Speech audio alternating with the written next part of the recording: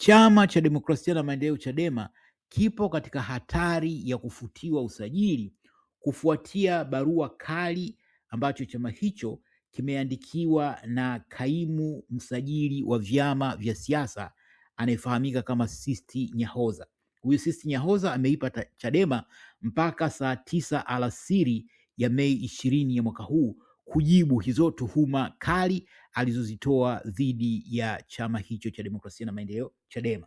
Na tuhuma zenyewe ni kama alivyosema ziko tatu. Ya kwanza, inadaiwa kwamba tarehe 9 ya mwezi uliopita makamu mwenyekiti wa Chadema Taifa Mheshimiwa John Heche alitoa wito wa kuitishwa kwa maandamano ya nchi nzima kushinikiza kuachiwa huru kwa mwenyekiti wa taifa wa chama hicho Mheshimiwa Tundu Antipas Lissu. Sasa huyu msajili anadai kwamba kufanya hivyo ni ukiukwaji wa vifungu vya sheria ya vyama vya siasa ambavyo vinakataza chama kutumia lugha inayoweza kuchochea vurugu au kutishia usalama wa nchi. Tuhuma ya pili ni kwamba mwenyekiti wa Chadema wilaya ya Korogwe mkoani Tanga anaitwa Oliver Kisaka anadaiwa kufanya mkutano na wanachama wa chama hicho jimbo la Kibamba na akawapongeza walioshiriki maandamano ya Oktoba 29 mwaka jana. Mnajua nini kilichojiri Oktoba 29? Kwa hiyo msajili anadai kwamba maneno hayo yanaweza kuchochea vurugu na kutishia amani ya nchi. Tuhuma ya tatu ni kwamba Mei 5 ya mwaka 2026 Chadema ilitoa taarifa kwa umma iliyobeba kauli kwamba Samia Suluhu ni mtawala wa mabavu asiyechaguliwa na wananchi wa Tanzania, na msajili anadai kwamba hiyo ni lugha ya kashfa na uchochezi na inakiuka sheria.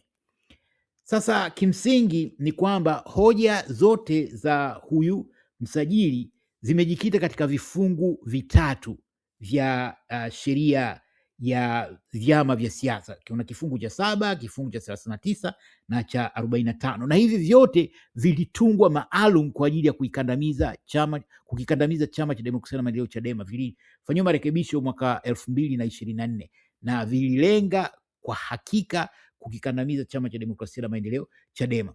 Na kimsingi Chadema wametumia haki yao ambayo inapatikana katika ibara ya 20 ya Katiba ya Jamhuri ya Muungano wa Tanzania ya mwaka 1977 ambayo inaruhusu wazi vyama vya siasa pamoja na raia kutoa maoni yao alimradi hawakiuki sheria za nchi. Kwa hakuna sheria ambayo Chadema walikuwa wameikiuka, na hili msajili mwenyewe katika hiyo barua anakiri kuhusu haki ya katiba ya ibara ya 20, lakini hoja yake ni kwamba Chadema wamevuka mipaka ya haki hiyo.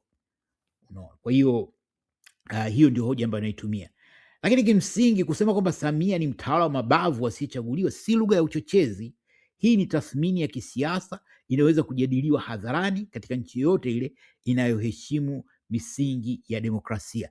Lakini pia msajili hajaonyesha ushahidi wowote jinsi gani kauli hizo zinavyoweza kusababisha madhara au vurugu. Sasa ni muhimu kwa Chadema kufanya maamuzi sahihi, na hapa wanaonyesha kuna options 3 ambazo Chadema inakabiliwa nazo, zina faida na hasara zake. Option ya kwanza ni Chadema kuijibu barua hiyo, maana wamepewa deadline ya tarehe 20 saa 9 alasiri tarehe 20 ya mwezi 5 kutoka sasa. Alafu kichekesho ni kwamba hii barua, tarehe kwenye barua ni tarehe 7 ya mwezi Mei, lakini barua imekuja kufahamika jana tarehe 13. Sasa sijui wiki nzima hii barua ilikuwa iko wapi? Hakuna mtu anayefahamu kuhusu hiyo.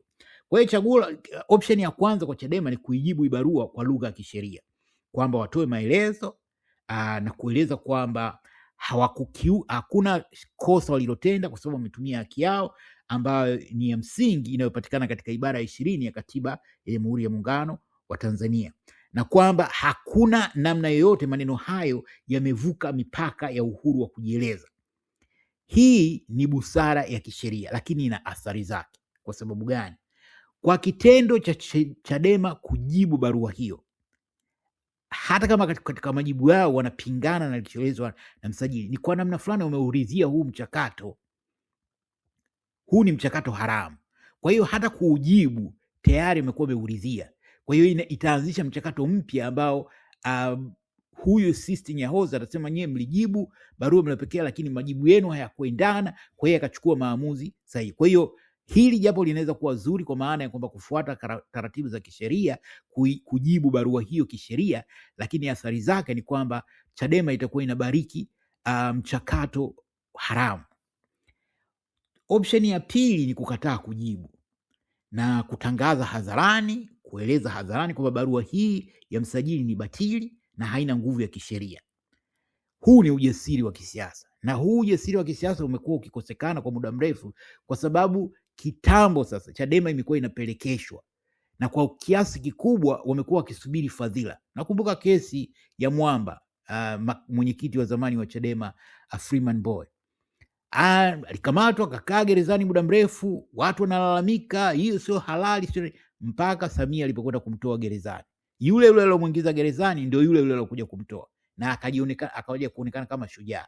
Na kwa hakika pengine hilo lilichangia kumfanya Mbowe ajikite karibu na Samia, kwa sababu watu waliowategemea kumsaidia hawakumsaidia chochote. Na mazingira yalivyo yanajirudia tena katika kesi ya Mheshimiwa Lissu. Chaongea katika makala iliyopita. Kumekuwa na maneno mengi. Tarehe 9 ya mwezi wa April, Mheshimiwa Heche aliahidi kwamba atahamasisha maandamano, lakini pia kulikuwa na ahadi ya vipeperushi, hakuna kilichotokea.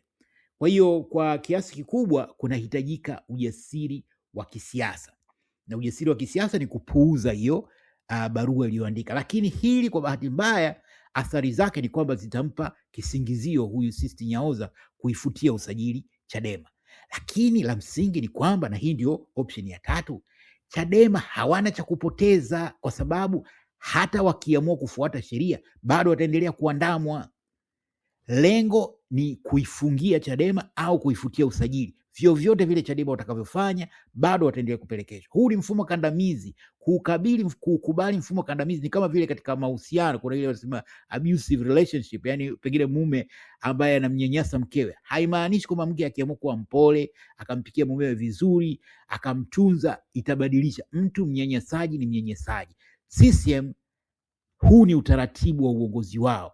Hawawezi kuipa uhuru Chadema wa kufanya shughuli zake, na hata kama hivi majuzi walivyoruhusu Chadema kufanya shughuli zake za kisiasa ni kwa sababu wana ajenda zao za siri ambazo sasa zinaanza kujitokeza hadharani. Kwa hiyo la tatu, hiki kilichotokea, hii barua ya Sisti Nyahoza ni kile Waingereza wanaita blessing in disguise. Ni neema iliyofichika katika janga. Wanachofanya Chadema, wanachotakiwa kufanya kwamba habari hii si ya kupendeza, waigeuze kuwa habari yenye ufanisi kwao. Na wanafanyaje? Hapa kinachohitajika ni kuua ndege wawili kwa jiwe moja. Kwanza, kuchukua hatua ambazo zitakuwa zinakabiliana na upuuzi uliofanywa na huyo kaimu msajili wa vyama vya siasa. Huyu anafahamika kitambo kwamba ni mtu ambaye haitakii mema Chadema. Kwa hiyo hatua ya kwanza itakuwa ni kumkabili huyu, lakini hatua ya pili ni lile ambalo limeongelewa tarehe 9 ya mwezi April la kumtoa gerezani Mheshimiwa Lissu. Kwa hiyo njia pekee iliyobaki kwa Chadema kuweza kukabiliana hili ni kuingia mtaani. Haya maandamano walikuwa wanatishia kuyafanya, sasa wamepewa sababu ya kuyafanya kwa sababu hawana cha kupoteza.